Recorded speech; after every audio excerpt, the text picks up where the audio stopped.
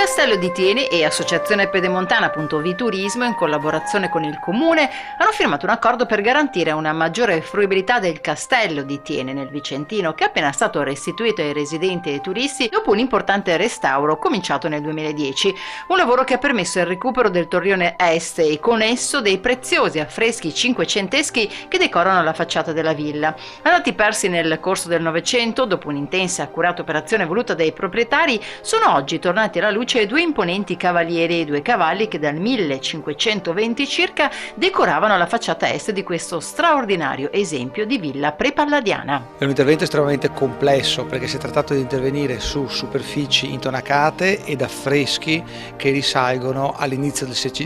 XVI secolo, quantomeno per la maggior parte. Un intervento che quindi ha previsto un preconsolidamento in modo che nelle fasi di pulitura gli intonaci non si deteriorassero ulteriormente e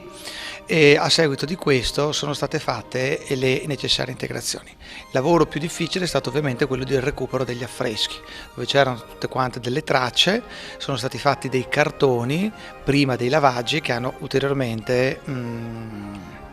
depauperato la superficie pittorica. Qua lavaggi e preconsolidamenti eseguiti è stato possibile ricostruire come un piccolo puzzle le figure. Ovviamente non si tratta di ricostruzioni di fantasia, ma sulle tracce che abbiamo riscontrato sulla superficie. L'accordo stipulato tra Castello e Pedemontana.vi Turismo permetterà di conoscere la storia di quello che è l'edificio più rappresentativo della città di Tiene, scoprendone gli aspetti artistici, storici e architettonici. Sarà possibile camminare tra le sale del castello, dove sono conservati intatti gli affreschi realizzati da due dei principali allievi del veronese, Giovanni Antonio Fasolo e Giambattista Zelotti, mobili e quadri d'epoca, un tuffo nella storia per rivivere atmosfere dei secoli passati, con uno sguardo al magnifico parco e alle famose scuderie del Muttoni, e ci si potrà anche dormire dentro. Il Castello di Tiene è uno degli edifici storici più importanti della Pedemontana Veneta, è un edificio bellissimo, un castello nel cuore della città di Tiene, del centro storico,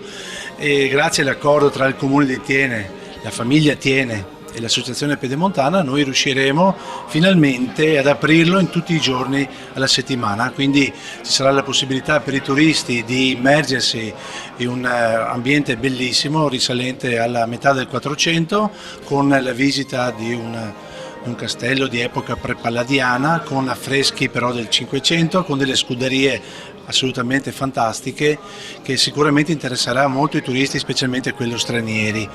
Avremo la possibilità anche che questo castello diventi il luogo di attrazione per la Pedemontana Veneta, quindi lungo questo itinerario di sorprese che parte dalla Valpolicella e arriva fino a Vittorio Veneto, questo diventerà sicuramente uno dei luoghi più interessanti per il visitatore. Il castello sarà aperto tutti i giorni eccetto lunedì, con un servizio di guida alle 3, alle 4 e alle 5 e poi anche il sabato mattina alle 10 e alle 11. Conservazione e valorizzazione viaggiano assolutamente di pari passo e mirano a quella che è tutta poi l'attività museale, tutte le attività che si svolgono all'interno del castello. Per cui noi parliamo di percorsi didattici per le scuole, a partire dai bambini di 3 anni fino al liceo, con percorsi proprio studiati appositamente per ogni classe di ogni ordine e grado. Parliamo di 2 importanti mostre mercato, una mostra mercato di giardinaggio a metà settembre, Viridalia, e una mostra sull'artigianato artistico a metà novembre, tempo di Natale.